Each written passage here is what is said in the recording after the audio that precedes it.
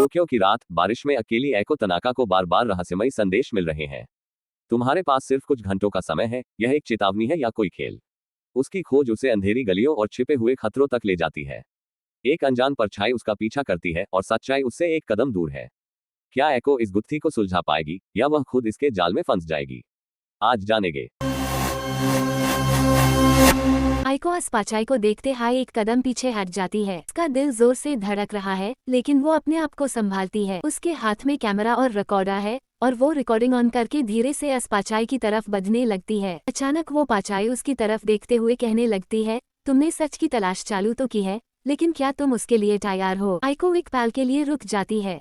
उसने सोचा था कि ये सिर्फ धमकियां देने वाले मैसेजेस हैं, लेकिन ये शख्स तो सच में उसका इंतजार कर रहा था। उसने हिम्मत जताई और पूछो, तुम हो कौन और मुझसे क्या चाहता हो? वो आदमी अपने चेहरे से हुडी हटाता है।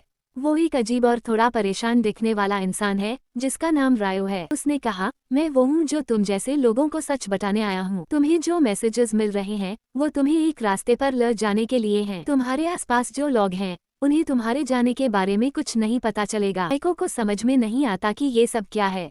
उसके दिमाग में अब और भी सवाल घूम लगते हैं।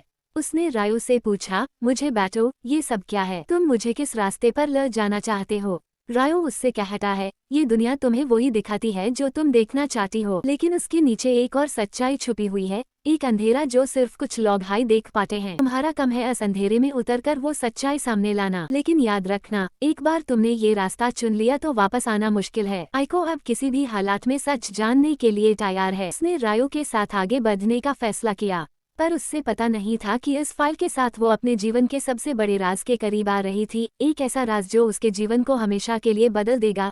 जैसे हाई वो रायो के साथ इस अंधेरी गली के और अंदर जाती है, एक अजीब सी आवाज उसके कानों में गूंजती है। जैसे हाई वो इस आवाज का असल सोर्स ढूंढने लगती है, उसके कैमरा का रिकॉर्डिंग भी रुक जाता है और सब कुछ एकदम सन्नाटा में खो जाता है। इस अंधेरी गली के अंदर आइको को कौन सा राज मिलेगा? क्या वो सच में इस अंधेरे में कुछ देख पाएगी? आइको और रायो इस अंधेरी गली के और अंदर बढ़ने लगते हैं। जैसे जैसे वो आगे बढ़ते हैं, वेज इस गली में घना अंधेरा और एक अजीब सी ठंडी हवा बढ़ने लगती है। रायो आइको को इस अंधेरे में बिना आवाज चले उसके पीछे चलने का इशारा करता है। थोड़ी दूर जाने के बाद रायो एक पुरानी और वीरान सी बिल्डिंग के पास रुक जाता है। बिल्डिंग की दीवारों पर समय के निशान हैं, छत के टुकड़े जमीन पर बिखरे हैं और दरवाजन से जादूगर जैसे पट्टे लिपटे हुए हैं। ये बिल्डिंग बाहर से एक आम बिल्डिंग जैसी लगती है, लेकिन रायो के कहने पर जब आइको उसके अंदर जाती है तो उससे एक अजीब और भयंकर महसूस होता है। बिल्डिंग के अंदर घुसती आइको को दरवाजे के सामने एक बड़ा सा नोटिस दिखाई देता है, जिसमें लिखा होता है, अंधेरे को मत जगाना, जो खोज रही हो वो तुम्हें मिल जाएगा,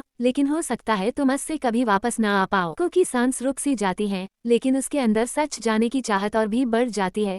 जैसे हाई वो बिल्डिंग के अंदर और गहरा घुसती है, उससे दीवालों पर कुछ पुरानी तस्वीरें और लिखाए हुए राज दिखते हैं। हर तस्वीर में कुछ लोग दिखाए गए हैं जो बिना चेहरे के हैं। ये चेहरे पर कोई आकार नहीं, जैसे उनके वजूद को किसी ने मिटा दिया हो। रायो धीरे से कहता है, यही वो लोग हैं जो सच्चे जान गए, लेकिन उन्होंने अपने जीवन और पहचान का मोल चुका दिया। को ये बात सुनते हाई एक अजीब सा एहसास होता है, जैसे उसके भी चेहरे से कुछ छुपने लग रहा हो। उसने अपने कैमरा को वापस चले, लेकिन इस बार रिकॉर्डिंग के बावजूद उसके कैमरा में कुछ भी दिखाई नहीं दे रहा। ऐसे कैमरा खुद इस सच्चे को पकड़ने से इनकार कर रहा हो। इतने में रायो उससे एक पुराना डायरी देकर कहता है, ये वो लिखाई है जो इस बिल्डिंग के राज को खोल सकती है। तुम्हें सच जानने का मन है तो इसे पढ़ो, लेकिन याद रखना, इसके हर पन्ने के साथ तुम्हारा खुद का एक टुकड़ा भी छिन जाएगा। आइको अपने डर और जज्ब को संभालते हुए इस डायरी के पहले पन्ने को खोलती है और पढ़ना शुरू करती। जैसे जैसे वो इस डायरी में लिखे लफ्जों को पढ़ती है, उसके सामने इस रात का सच उजागर होने लगता है।